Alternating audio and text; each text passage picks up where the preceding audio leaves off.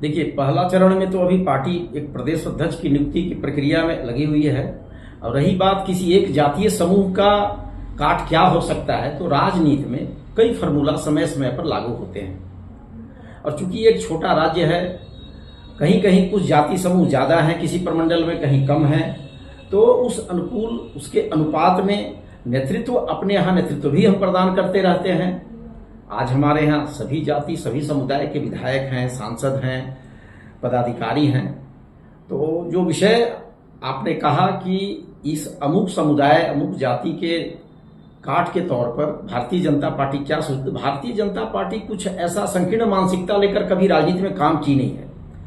हमारा एक समरस समाज है, सभी जातियों का प्रतिनिधित्व हो। हाँ, विशेष तौर पर जिस जाति का कुछ विशेष जनसंख्या है, उनकी आबादी ज्यादा है, तो उस हिसाब से कुछ गहन चिंतन मंथन होकर उनका नेतृत्व कुछ आगे बढ़ाया जाता है समय समय पर। ऐसा हुआ भी है। नहीं, जयराम महतो एक बड़ा चेहरा आप लोगों के सामने इस राजनीति में है, जिससे आपको नुकसान हुआ है और भविष्य में भी हो सकता है। तो नहीं, भारतीय जनता पार्टी ऐसा नहीं मानती है कि किसी एक चेहरे के कारण नुकसान हो गया हो। भारतीय जनता पार्टी अपना आत्ममंथन स्वयं कर रही है। कई जैसे छोटी छोटी चूक हो सकती है, यहाँ बड़ा चेहरा कई समय समय पर रहे हैं, लेकिन भारतीय जनता पार्टी, जैसा मैंने कहा कि भारतीय जनता पार्टी सभी समुदाय सभी जाति को लेकर चलती है।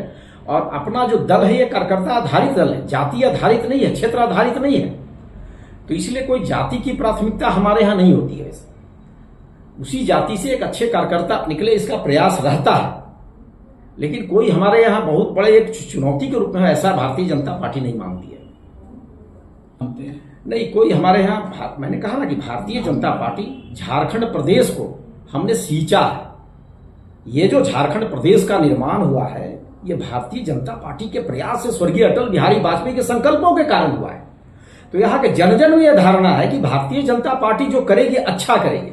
अब रही बात लोकतांत्रिक तरीके से चुनाव में हार और जीत, हेमंत सोरेन जी महागठबंधन कुछ मतों से आगे निकल गई, सत्ता में आ गई, ये अलग बात है।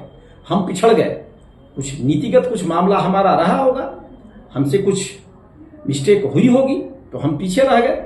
लेकिन एक सबल प्रतिपक्ष के रूप में हम पूरा प्रयास करेंगे कि अगली बार हम सत्ता में आए और जो विकास का यहाँ द्रुत गति से काम चल रहा था वो चलेगा।